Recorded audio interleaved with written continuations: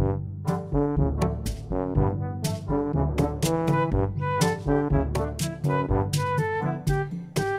this is Margaret for a quick video because I am hosting Thanksgiving and am in the process of getting things ready, doing some things that we can cook ahead of time, cleaning, you know, all that kind of stuff you have to do. But I've done a few clips because I realized I let 2 Tuesdays go by with nothing. So here's a few clips of what I've got going on.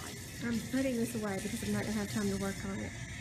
The problem is, I did a really good job on the outside and I was very careful to watch my floats on this white, but I was not careful to watch my floats on the blue so it doesn't stretch.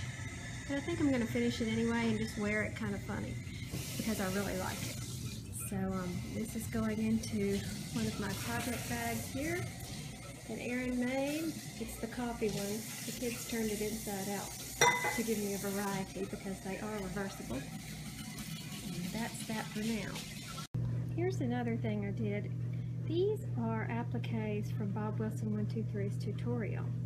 And I just took this out of the washer and dryer, which is going to have to be blocked again because while it's nice and soft, all this was done with Red Heart.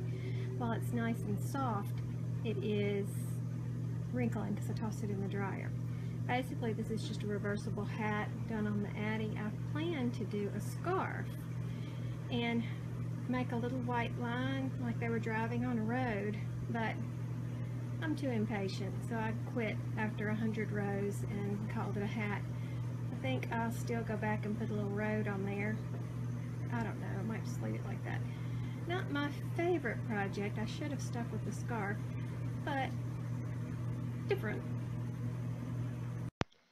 I also made a couple more of these elf hats that have the removable hoodies, and they look different to me for some reason. I'm not sure. They look like little piggies. I still have to put their hair on underneath their hoodies, but I'll get to that soon. This is a paid for pattern called Sweater Friends. I've spoken about it before in another video. I'll put the link to this and all the patterns that I talk about in this video in the description box below. Now, I had to do some Chrismon ornaments for the church. Someone had donated a tree, so we needed to populate another tree full of, you know, you have one tree already and you need more ornaments. So Chrismon stands for Christ's monogram. So basically what it is any symbol that represents Christ. And so they had given me some cross-stitch patterns and I was like, there is no way I might could finish one of those in the time allotted. So any craft could have been used, and so I chose to do these. So here are the finished Chrismon ornaments.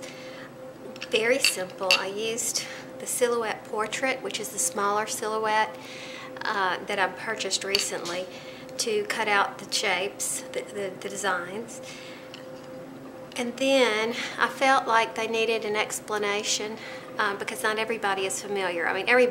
Most people know that a crown is going to represent the king, and Jesus was known as the King of Kings, and you know, it's that kind of stuff. But not everybody recognizes this one, and that is the word for peace. It's in Latin. So I wrote it on the back, so in case anybody would know. Alpha and Omega. In the Bible it says I'm the beginning and the end. And you might recognize the fish. So when you write the word for fish out, each one of the letters becomes an acrostic for Jesus Christ, God's Son, Savior. So that's when you see fish on the back of people's cars or whatever, that's to represent Christian faith. And just, you know, different things, whatever. So I did that. I first of all bought these. They were stark white with red ribbons, and they were wonderful, 50% off. Erin had bought them first, and I said, where'd you get those? And so I ran as soon as she told me and bought 12 of them. So I got them for like 50-something, 59 cents a piece. I already had this paper, which looks kind of like burlap. And the traditional colors for Chrismon ornaments are gold and white. And this was as close to gold as I had, and I wasn't making a special trip. And I kind of liked the way it gave texture and looked at, you know, turned out. But I didn't want to put it on stark white, and it just so happens that I was outside coating the rocking chairs with some sealant, and it had a slight tint to it, so I did that all over these to give them a little bit more ivory cut. And then I just Mod Podged it on. So it's a very simple project, and I think they turned out well. And I replaced, oh, I forgot to say that, I replaced the red ribbon with this twine because I thought it was a little bit more, you know, rustic matching. So there you go. In the meantime, have a happy Thanksgiving.